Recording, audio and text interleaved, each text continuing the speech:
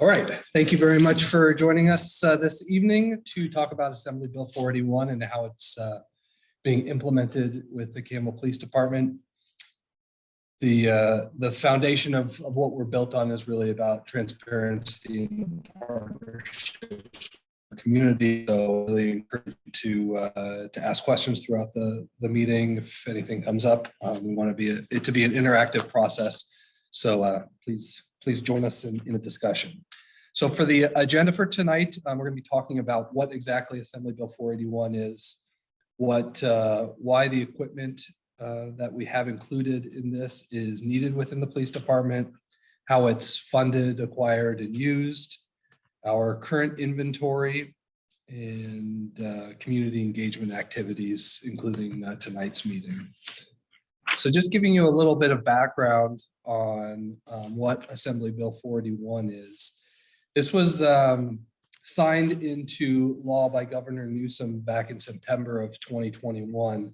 And it was one of 8 police reform bills that were really a result of some events that have gone over the last couple of years. And specifically AB 481 talks about transparency, accountability, oversight for acquisition and use of equipment. And I think it's important to note that even though we use the term military equipment, I think a lot of people have specific items pictured in their head and what that definition is. And what we're going to go through that. And just because it says military doesn't mean that we get it from the military, that the military is using it. That's just the language and the verbiage that was used in this assembly bill. But the purpose of it is to provide safeguards to protect our public's welfare, safety, civil rights, and liberties. And part of it requires an annual report. And in that annual report, we summarize equipment usage and updates, document internal audits, and summarize community feedback. And like I said, this is one of those community feedback events. We've published this on our website, social media, and we're going to be having our city council meeting next week where this will go in front of city council. So we're really trying to create that forum for engagement, for discussion, to be a part of the discussion on where we are and where we're headed. So Assembly Bill 481 really requires the initial approval and annual reporting. And we've had, as you'll hear about tonight, we've had a lot of this equipment for decades and have used it successfully. So for the Assembly Bill, it requires for approval for continued use of items purchased prior to January 1st, 2022. So I mean, all of the things that we're talking about are in our inventory. One of the items, the armored vehicle, is on order, which was already approved by council. So next year will be our first annual public meeting. This is the public forum prior to council, bringing this to council to adopt the ordinance for AB 481. But the annual report in coming years will be how the equipment is being used, maintenance and use costs, internal audits, and the continued community feedback that we really want to hear and want to be a part of. Okay, so why is the equipment needed? Our overall goal is to provide safe, peaceful resolutions, not just for the involved parties, the officers, but also the public in general. So oftentimes we're called out to a disturbance. We have the involved parties that are interacting with the officers, and then we have the general public that we also need to be concerned about. The specific concerns when we're dealing with an incident is the suspect's actions. What have they done? What are they preparing to do? What their capabilities are? Are they unarmed? Do they have a gun? Do they have a knife? Do they have some kind of improvised weapon? But then also their intentions. Just because somebody's armed doesn't necessarily mean that they want to cause harm to others. It could be that they want to cause themselves harm. So we have to take all this into account when we're evaluating the situation. What the equipment does for us is allows us time to slow the incident down so we have more time to put thought into the decisions that we're making. Some of the equipment that we'll talk about allows us to react to incidents at a longer distance, so we don't have the significant jeopardy of close contact with a suspect or entering into a house where we're going to have that immediate contact, that surprise contact with a suspect. And then also, there's a typo on this one, provides us cover, which is our armor personnel carrier allows us to put barriers in between us and jeopardy.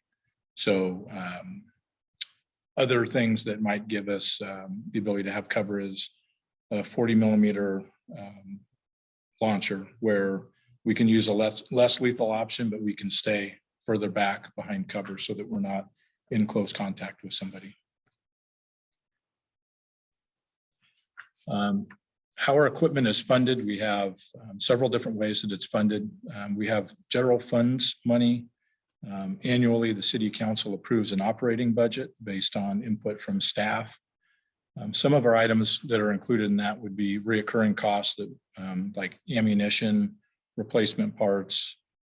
We can estimate, if we might end up breaking an item, once a year or every other year, we can factor that into the general operating budget. The capital improvement projects or capital improvement plans, a 5-year plan. We review that every year. It's typically meant for long-term projects, equipment in excess of $25,000. An example of that would be our Bearcat, which was just under $300,000, over $300,000 financed, but that was placed into the capital improvement project. Asset forfeiture funding, money seized during narcotics investigations. So we'll seize it pursuant to the health and safety code, or we'll have a federal agency seize it pursuant to a federal statute. When the case is finally adjudicated, we will get oftentimes a portion of that money back. It's to be used for very specific items. Primarily for us, it would be training costs or equipment. You can't spend it on parks or other things within the city. There's very specific things you could spend it on for law enforcement. Reallocation of city resources. In the 90s, late 90s, when the Central Fire took over the contract to provide fire services, Campbell Fire had a paramedic rig that was fairly new. The city repurposed that, reallocated it to be a SWAT command vehicle at the time. And that's actually just getting decommissioned at this juncture for us. Transfer of Department of Defense property, commonly referred to as a 1033 program. We only have one item currently from the 1033 program. It's a robot, which we'll talk about in a little bit. We did have a armored rescue vehicle that was returned to the 1033 program, I believe in August of 2019. Also, we utilize grants.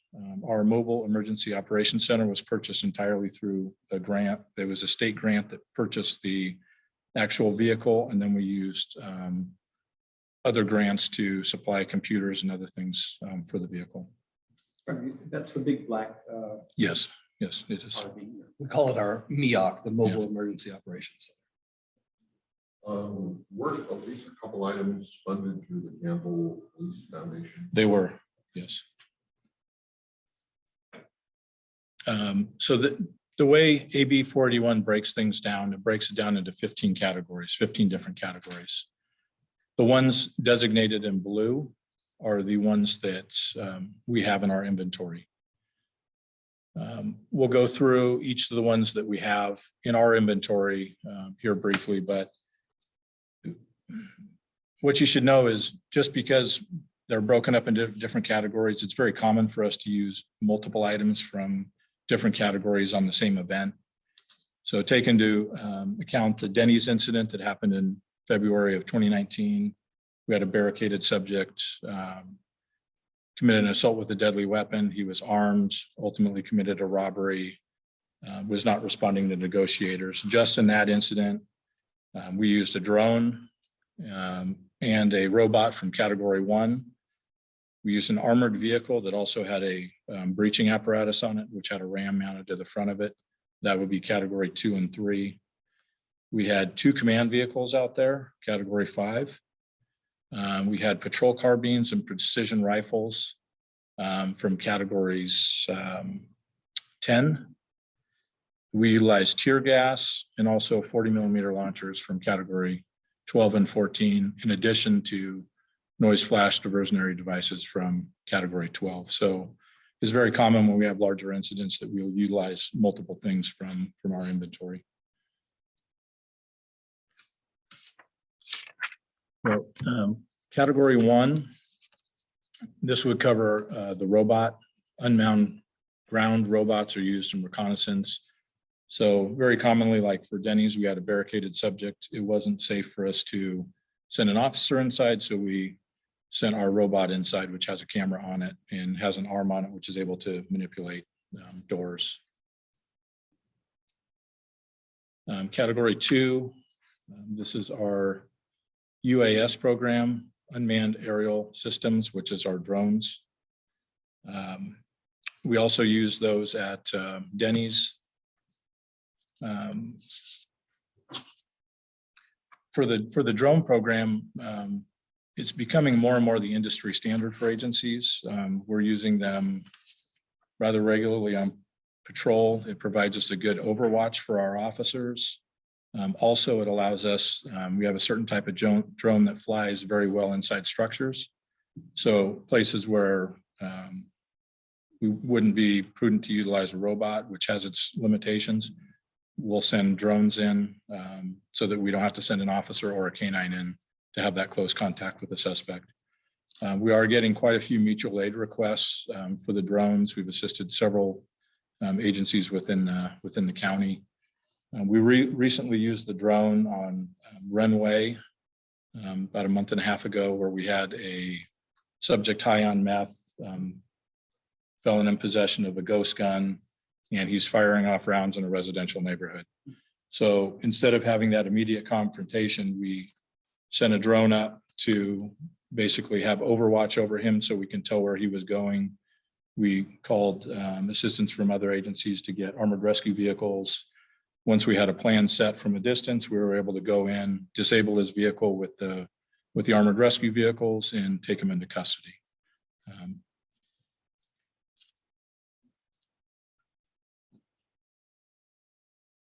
On armored personnel carriers, this would cover category 2 and 3, not just category 3. So we have a armored rescue vehicle on order that does have a breaching apparatus on it. And that was the same vehicle used at Denny's. Santa Clara PD brought out theirs. It's a piece of equipment that when we have rapidly evolving events, we want it there immediately. There's been a few incidents where we've called for it and it hasn't been there in time, or it's been unavailable. On Timber Cove in 2020, we had a attempted murder-suicide where our patrol officers responded out there. We tried to get a armored rescue vehicle. One was not available, which forced our officers ultimately to approach on foot and deal with the situation. If we would have had an armored rescue vehicle, we probably would have solved that probably at least 30 minutes quicker based on how the scene was set up. The armored vehicle that we're getting, would that be leased out to other cities or lent out to other cities, however you do that? It would be utilized for mutual aid events. So everybody shares. well, it wouldn't be us giving it to them. We would provide the personnel to drive it. Yeah, lease it out to them. Yeah, it wouldn't be, I mean, you say the word lease, we're not going to be charging other agencies. Yeah. It's a cooperative effort. So if there's a major, it's a take, for example, the VTA shooting. Yeah. We sent our SWAT team down to the VTA shooting. If we would have had the armored vehicle at that point, we would have sent them with that as a resource. Right. So it's going to be shared. Yes. Shared. Also another incident, and when it comes to the armored rescue vehicle, again, having it close, we had the homicide on off of Winchester recently. We called for a armored rescue vehicle while we were en route to the call, and we ended up taking into custody the homicide suspect before the first armored personnel carrier arrived on scene. So that instance, if we would have had one of our own, it would have made it out to the scene and officers could have used safer tactics. Command and control vehicles. This would be the mobile incident command vehicle. For us, we'd use it for major incident or critical incident management. We can do negotiations out of it. Our crisis negotiation team can have a setup inside where they could negotiate. It also allows us to dispatch either on critical incidents, or if our dispatch center happened to go down, we can actually stand that up as our temporary dispatch center.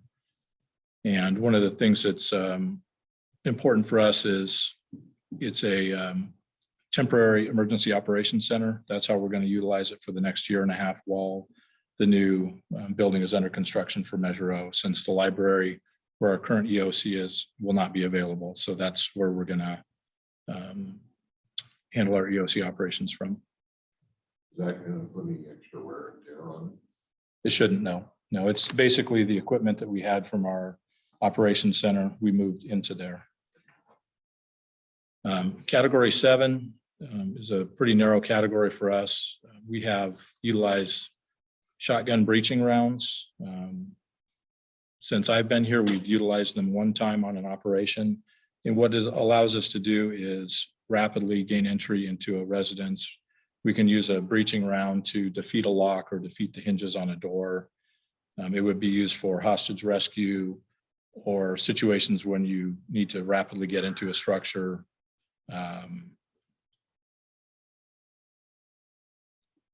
One of the questions comes up is, does a RAM fall into this category? A RAM, as it talks about breaching apparatus, does a handheld RAM fall into this category? It does not. The law specifies that it does not. Category 8, 9, and actually category 10. This would be our patrol rifles, also our special weapons and tactics rifles, which are virtually identical to our patrol rifles. Sniper rifles, which are often called precision rifles, and also our single shot 50 caliber rifle fall into this category. So we deploy patrol carbines and our SWAT carbines on a fairly frequent basis. We've never had a officer involved shooting with a patrol carbine or a SWAT carbine. We've also never had a officer involved shooting with our sniper rifle or a precision rifle. It's one of the tools that allows us to gain distance from an incident.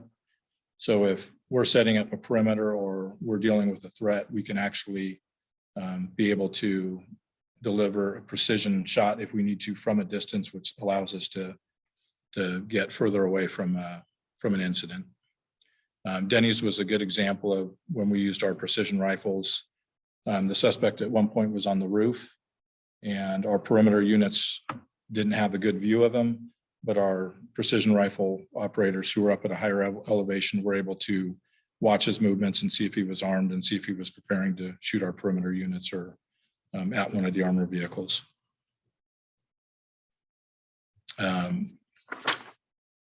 Flashbangs, this is actually category 12. It's a noise flash diversionary device. We'd use these on hostage rescues. We'd use them at high-risk search warrants. We use them at barricaded subjects. We had one incident in 2009 on Dunster where a noise flash diversionary device ended the barricade. There was a subject armed with a rifle inside of a house, refusing to negotiate. We were out there for hours. We deployed one NFD at his doorway, and he almost immediately surrendered to us. So we also use some of them at Denny's in a similar fashion. Category 12, tear gas. And this is not the tear gas like the OC that we carry on our belts. This would be either gas that we deploy on a SWAT call out or in a crowd control situation. We've never deployed gas on a crowd control situation.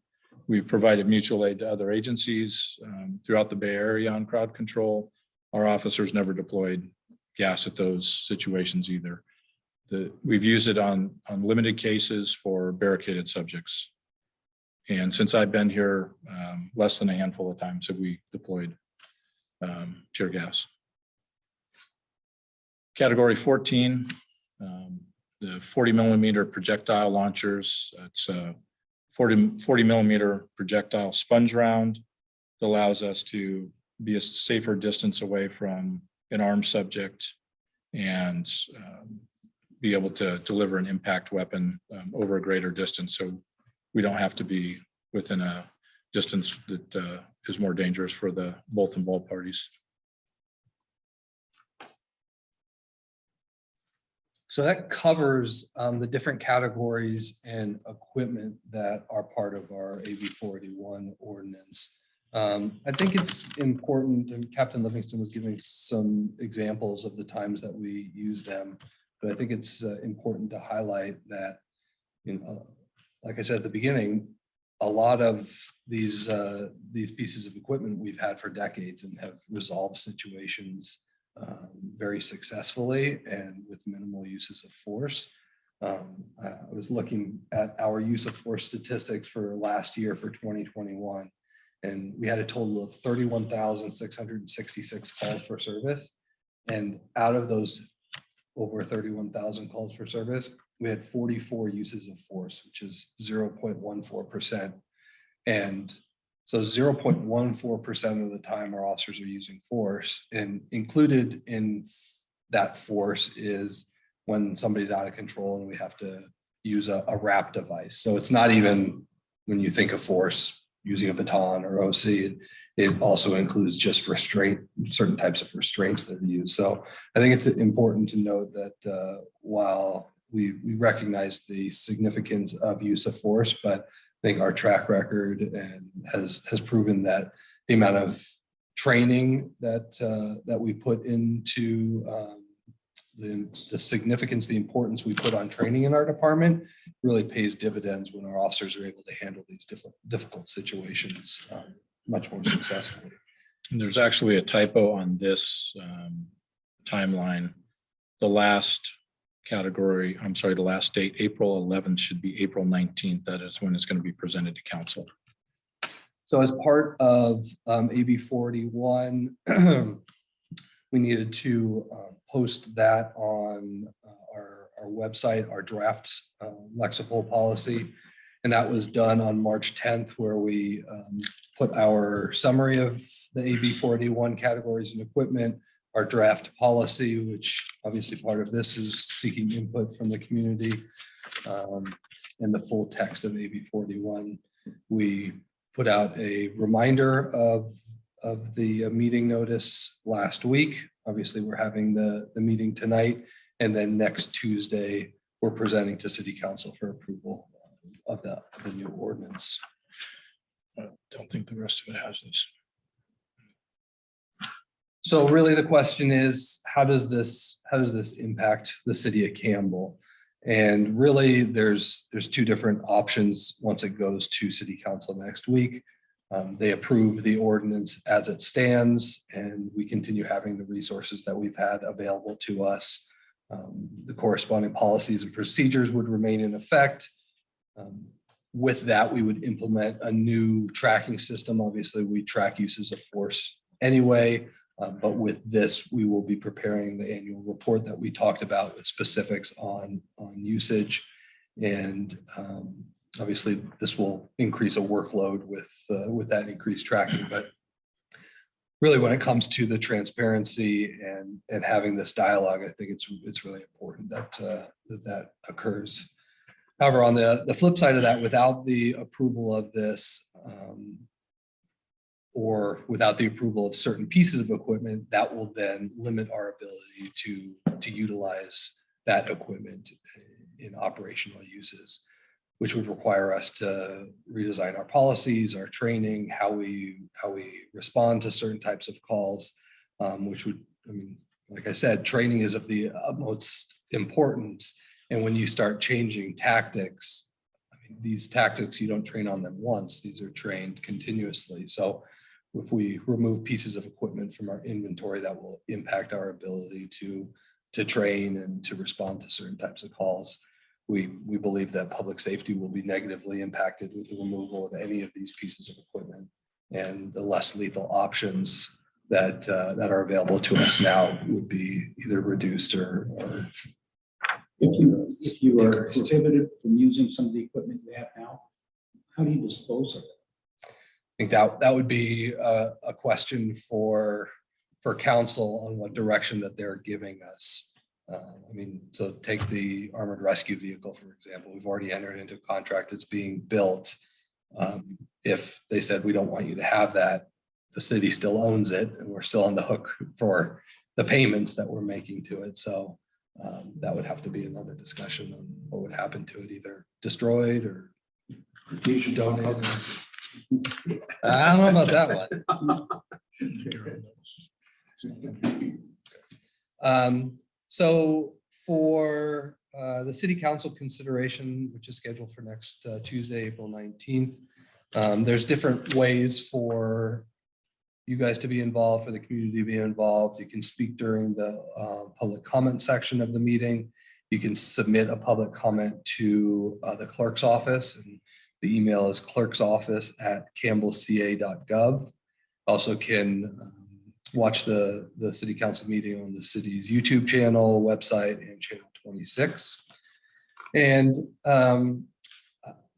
I think the important part of the feedback that we're looking for is we need to have an understanding of what the expectations are of our community. We also think it's very important for there to be an understanding of why we're making these requests, why we have certain pieces of equipment, that we have that dialogue so that there's no misunderstandings. Because I know last year when we were having the conversations about the Bearcat, the armored rescue vehicle, there was a lot of misinformation that was being spread. And I think it's important for us to have different philosophies, different perspectives, points of view, and that we can come together and have those discussions. It gives us the opportunity to hear those different perspectives.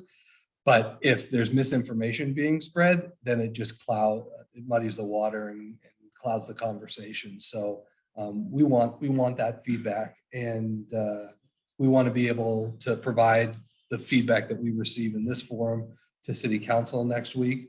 And really, when you're talking about the equipment and how it's going to impact us, I think the bigger discussion is, I mean, obviously we're concerned about Campbell public safety, and that's our focus. Safer community.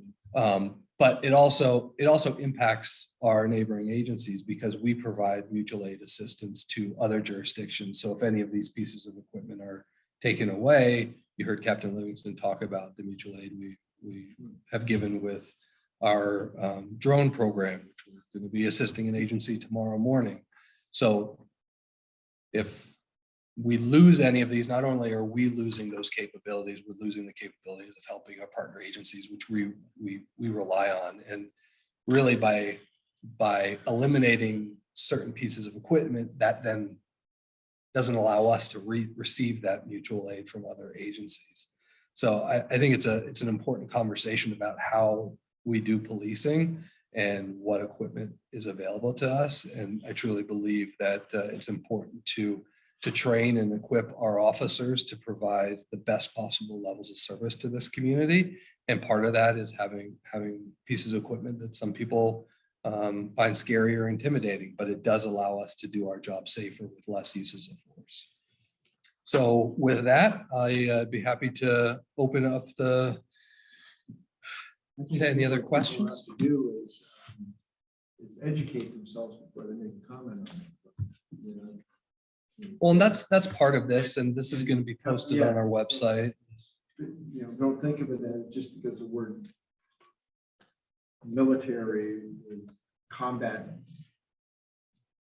protective vehicle used. It's not a tank rolling down the street. Right. We're not militarizing our police department. Right. We're being very thoughtful in our requests and looking out. I mean, public safety is It's going to save community. Mhm. And it's obviously needed if we have to call on other cities to come and help us. So I, of course, have a detailed question. Of course. In talking about armored rescue vehicle, you refer to police policy 705. Based on the February 14th, 2022 set of policies that I downloaded today, there is no such policy. When this appeared for CIP a couple years ago, you put out a draft policy, which is still available off of that CIP request. And in it had something about using this vehicle with crowds and crowd control. And the wording was, generally, this isn't a good idea. I would really hope that whatever 705 looks like, that the possibility of using the armored rescue vehicle in some kind of crowd control situation is a lot of very careful attention and language. Because if you're worried about looking like you're militarizing the police, create a tenement square situation. I understand. I really appreciate Catherine's description of all these different items, categories, and how they all interplay. That was really instructive. I appreciate that. I'm just asking you to Absolutely. document everything. And that policy is still in draft format. We obviously we're not in possession of one, so it's not an active policy as it stands right now. But I think you make a very valid point. There was a lot of discussion, not just during the Bearcat conversation, but internally when we were talking about the policy and its use. And I think I completely agree with you. I'll start with that. I agree with you that the use of an armored vehicle needs to be thoughtful, and that's why we have specific policies. I think the difficulty comes when you start making very restrictive policies that say yes and no. It creates very difficult situations for us because the types of situations we're dealing with are so fluid and they occur so quickly that we need the ability to be able to look at a situation, whether it's a crowd control situation or a barricaded situation, and look at the best possible ways to address that. And I agree with you that an armored vehicle at a crowd control event, in theory, is not the best, but we have seen throughout the country situations that turn violent, and having the ability to take a vehicle like that to go rescue somebody who is injured, not to disperse the crowd, but to use it as a rescue vehicle as it's intended. Being able to use it for situations like that in a crowd control situation, I think would be an appropriate usage. But by completely eliminating it, it then really ties our hands in certain situations. Right, that's why I was suggesting very careful language. Yes. Do not. Yes. Any other questions? Well, we appreciate you coming out tonight, being a part of the conversation.